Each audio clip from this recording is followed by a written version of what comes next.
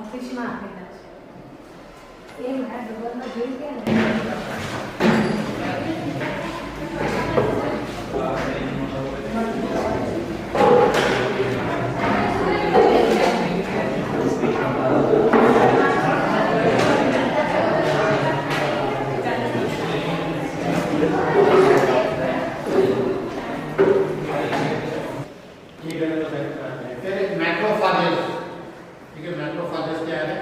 ये मोनोसाइट्स जो होते हैं जब ये टिश्यूज पे ब्लड में से निकल के टिश्यूज में चले जाते हैं तो ये मैक्रोफेज में कन्वर्ट होते हैं।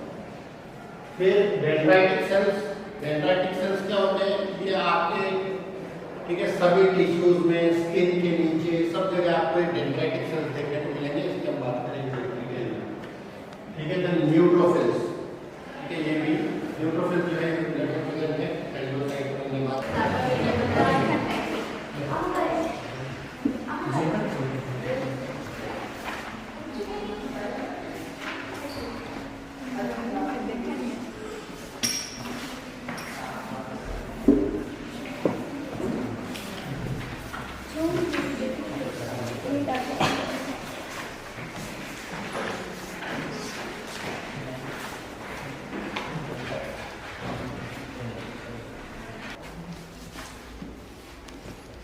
ચાલો રાખો મેડમ.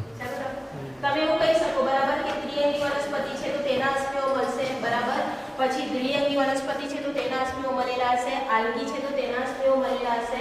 પણ આપણે એવું પ્રૂફ નહીં કરી શકીએ કે આ દ્વિઅંગી વનસ્પતિમાં આ વનસ્પતિ આવશે બરાબર. કારણ કે જે કંઈ પણ અસ્મિ મળેલી છે તેના નામ લખેલા છે, તેના સિવાય આપણે નહીં કહી શકીએ કારણ કે આપણી જોડે પ્રૂફ નથી.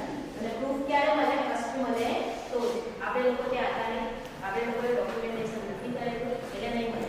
હમણાં જો ઇન ફ્યુચર હમણાં જો આપણે ડોક્યુમેન્ટેશન કરવું હોય ને હમણાં કોઈ વનસ્પતિ મળી તો એ લોકો જોડે પ્રૂફ રહેશે કે ના ભાઈ આ એક ટાઈમે આ વનસ્પતિ હતી અને આ વનસ્પતિ તે ટાઈમે હતી પણ અત્યારે એના અસ્મિ નથી મળેલા. એક એવું વનસ્પતિ જે છે જીમ્નોસ્પર્મ, જમીનને જરૂરી પોષક તત્વો ન્યુટ્રિયન્ટ બરાબર એની અછત એફિશિયન્સી નિવારવા માટે બહારથી ઉમેરવામાં આવતા પદાર્થને ખાતર તરીકે ઓળખવામાં આવે છે.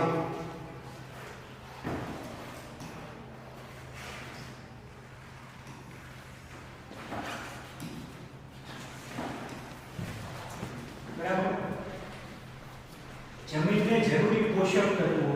હવે અહીંયા સવાલ એ ઉભો થાય કે what is nutrient, what is પોષક તત્વો. બરાબર પહેલા તો ખાતર